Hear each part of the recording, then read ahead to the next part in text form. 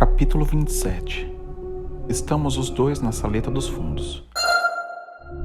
É um cômodo pouco iluminado, mobiliado apenas com 2 poltronas de couro resistente, uma escrivaninha e uma mesa de leitura. Um tapete desbotado, mas que deve ter custado caro quando novo, cobre as tábuas do assoalho. Estantes altas ocupam a maior parte do espaço livre da parede, repletas de livros, com lombadas agradavelmente gastas pelo manuseio. Jamais confie em uma pessoa cujas estantes estejam abarrotadas de livros imaculados, ou pior, ou quem coloca os livros com as capas voltadas para fora. Essa pessoa não tem o hábito da leitura, essa pessoa só gosta de se exibir. Olhe para mim e admire meu excelente gosto literário. Olhe para esses livros aclamados que provavelmente nunca li.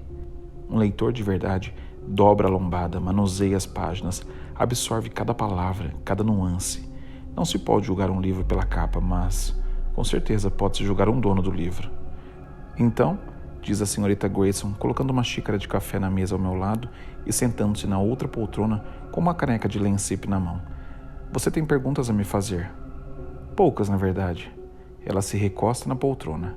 Imagino que a primeira seja se sou uma velha louca com o tempo sobrando. Pego o café e tomo um gole. Ao contrário da lavagem que ela me serviu na escola, o café é forte e saboroso. Está ótimo. Imagino que sim. Foi você que me mandou o e-mail? Sim. Como me encontrou? Processo de eliminação. Eu sabia que você tinha se tornado professor. Localizei sua última escola. Expliquei que você estava pleiteando um cargo aqui e que eu havia perdido seu contato. Mas isso foi antes de eu me candidatar para a vaga aqui. Isso mesmo. Um detalhe me vem à cabeça. A escola mencionou o motivo da minha saída? Sim. Então você sabia que eu tinha falsificado a referência que entreguei a Harry. Um brilho em seu olhar. Sua criatividade me deixou impressionada. Reflito por um instante. Todo esse tempo eu estive na mão dela. E a pasta? Fui eu quem juntei os recortes. Marcos deixou para você.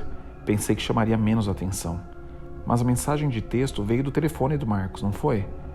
De um antigo que ele não usava mais. Mas aí destruíram seu iPhone e ele precisou do reserva. Por quê? Por que teve esse trabalho todo? Essa pantomima? Não passou por sua cabeça simplesmente me ligar? Sabia que o correio ainda oferece serviços como de entrega de cartas? Você teria voltado se eu tivesse apenas ligado? Talvez. Nós dois sabemos que isso não é verdade. Sua voz é ríspida e eu me sinto repreendido, como um garoto que foi pego mentindo. Aprendi muita coisa, continua ela, trabalhando com crianças durante tantos anos. Em primeiro lugar, jamais faço uma pergunta direta. Elas com certeza mentirão. Em segundo, sempre as deixe pensar que a ideia é delas. E em terceiro, faça algo muito interessante e elas virão até você. Você esqueceu o 4º ponto. Nunca deixe que ateie fogo em seus próprios puns. Um leve sorriso. Você sempre usou o sarcasmo como mecanismo de defesa, mesmo quando menino. Estou surpreso que se lembre de mim ainda menino. Lembro-me de todos os meus alunos. Impressionante. Eu mal consigo me lembrar da última aula que dei. Stephen Hurst, sádico, amoral, mas inteligente. Uma combinação perigosa. Nick Fletcher, um garoto não muito brilhante, excesso de raiva. Pena que não tenha encontrado um modo melhor de canalizá-lo. Chris Manning, esperto, traumatizado, perdido. Sempre à procura de algo que jamais encontraria. E você, o azarão, desviando-se de golpes com palavras, o mais próximo de um amigo de verdade que Hurst já teve. Ele precisava de você, mais do que você imagina. Engulo em seco. Minha garganta parece uma lixa. Você esqueceu Mary. Ah, sim, uma menina bonita, mais inteligente do que ela própria percebia. Uma menina que sabia como conseguir o que queria, já naquela época. Mas não somos mais crianças. Por dentro, todos nós ainda somos crianças, com os mesmos medos, as mesmas alegrias. Só ficamos mais altos e aprendemos a esconder melhor as coisas. Você é uma que sabe esconder muito bem as coisas. Eu não pretendia enganá-lo. Então, o que exatamente quis fazer?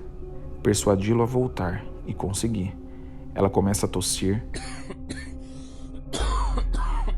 pega um lenço de papel e cobre a boca. Quando a tosse diminui, diz: imagino que você tenha descoberto por intermédio de Marcos. Faço que sim. Ele esteve preocupado que você pudesse se meter em apuros. Prometi a ele que isso não aconteceria, desde que me contasse a verdade. Marcos é um bom menino, disse ela. Ele pensa muito em você. É meu afilhado, mas imagino que tenha lhe falado sobre isso também. Sim, nunca me dei conta de que você conhecia a mãe dele. Ruth sofreu demais na escola. Um dia a resgatei dos valentões e me tornei uma espécie de confidente dela. Penso nas crianças que eu via na sua sala. As que ela tentava ajudar. Não era grande coisa. Na escola, porém, quando um aluno se sente intimidado ou sofre bullying, qualquer demonstração de afeto significa muito.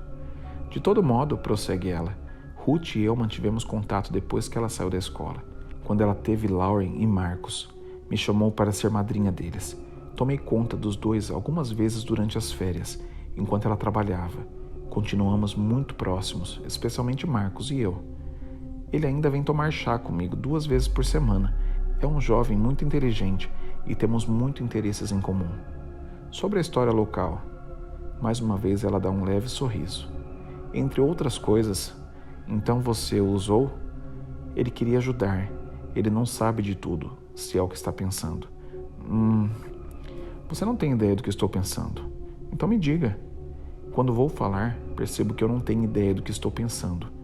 Já leu a papelada da pasta? Pergunta ela, tomando um gole da caneca. A maior parte.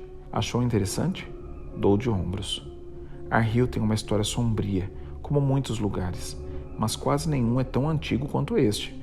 As pessoas presumem que Arhill cresceu ao redor da mina. Não é verdade. O vilarejo já existia muito antes da mina.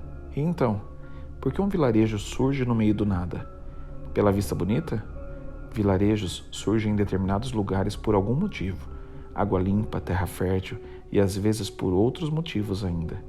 Outros motivos, sinto um calafrio repentino, uma lufada de ar gelado. Tais como: você lê os artigos sobre os julgamentos das bruxas e Ezequiel Hurst? Mito, lenda urbana. Mas muitas vezes há uma pitada de verdade.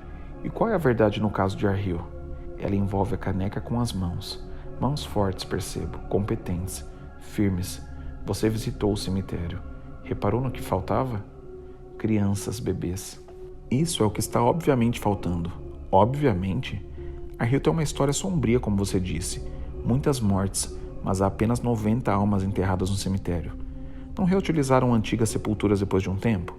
Sim, mas mesmo levando isso em consideração e também que a maioria das pessoas foi enterrada em outros cemitérios a partir de mais ou menos 1946 ou cremada em anos mais recentes, os números não batem. Falando sem rodeios, não há sepulturas suficientes para os mortos. Assim, onde estão eles? De repente, compreendo o que ela fez. Ela me trouxe até aqui devagar e com cuidado, pegando o caminho mais longo, de modo que eu não visse exatamente para onde estávamos indo, até agora. Imagino que tenham sido levados para outro lugar, diz ela. Um lugar que os moradores acreditavam que de alguma forma fosse especial. Ela deixa a frase no ar por um momento. E há 25 anos acredito que você e seus amigos o encontraram. Lugares também têm segredos, penso, que nem as pessoas. Só é preciso escavar. A terra, a vida, a alma de um homem. Como soube? Conheci muitos jovens da minha época aqui em Arhill. Eu vi pessoas crescerem, casarem e terem filhos.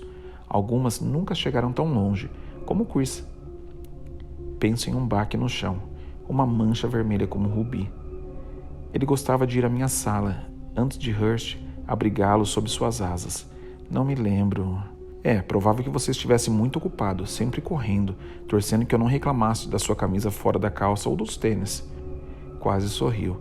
O passado, penso. Sempre há algumas palavras impensadas de distância, só que não acredito que nenhuma das palavras da senhorita Grayson sejam impensada.